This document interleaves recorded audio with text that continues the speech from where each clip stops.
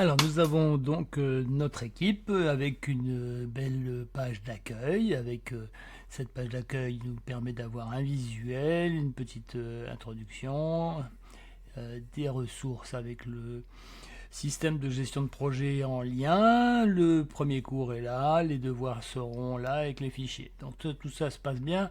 Maintenant on va essayer de faire de l'organisation et donc dans cette capsule vous allez voir comment on va gérer les canaux. Alors les canaux, vous en avez un, bien sûr, le général, qui est là pour systématiquement accueillir vos premières conversations. C'est celui sur lequel on va se mettre en plénière. Et donc cette approche nous permettra de gérer la totalité du groupe qui sera inscrit dans cette équipe. Après, on peut faire une subdivision avec ce qu'on appelle des canaux. Et donc ces canaux, admettons que ici je sois avec la gestion de projet. En gestion de projet, moi je fais souvent des groupes de préparation qui sont pris dans des équipes de projet.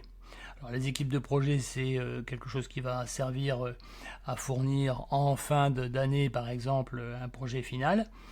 Et mes groupes de travaux sont des sous-groupes que je vais réunir en piochant dans les différentes équipes de façon à ce que chacune des équipes ait une vision du travail en question et donc un peu à la méthode de puzzle.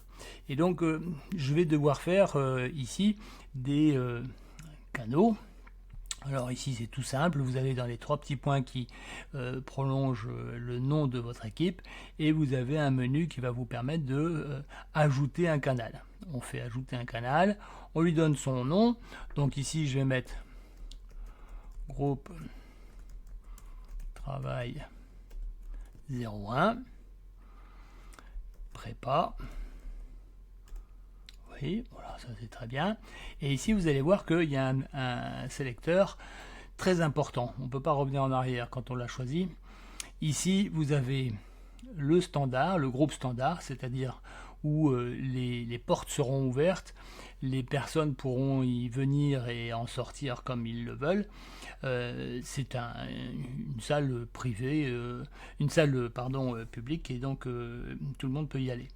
A contrario, ici dans la pioche privée, là vous avez un bureau fermé qui va permettre d'accueillir 2, 3, 4, 5 individus que vous avez désignés et qui vont pouvoir travailler d'une manière, je dirais, complètement spécifique à eux, et donc ils vont pouvoir partager des documents, échanger, etc. Rien ne sera visible des autres. Ça c'est bien parce que vous pourrez vous aller leur rendre visite, mais personne d'autre ne les dérangera. Donc ça c'est un point intéressant. On va le voir juste après comment on le fait. Ici on met standard et donc on n'a plus qu'à accepter pour créer le système. Voilà, il est créé, j'ai groupe standard ici, et donc je vois que j'ai un mur de publication, des fichiers et des notes que je peux prendre également. Donc tout ça c'est propre à ce petit canal. Et maintenant, je vous ai parlé aussi que je faisais moi un canal pour des équipes projet, et donc on va mettre équipe projet A, et donc équipe projet A, et là je vais mettre gestion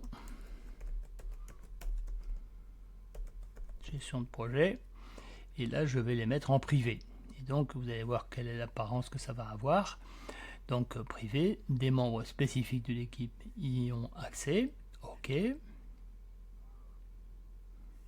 Je pourrais rajouter ici, simplement en commençant à taper le début des noms, je pourrais rajouter les individus qui s'y trouvent, mais j'ignore pour l'instant cette phase, et vous voyez que j'ai mon équipe qui apparaît. Et donc cette équipe, elle est avec un petit cadenas ici, et donc ça veut dire qu'elle est fermée.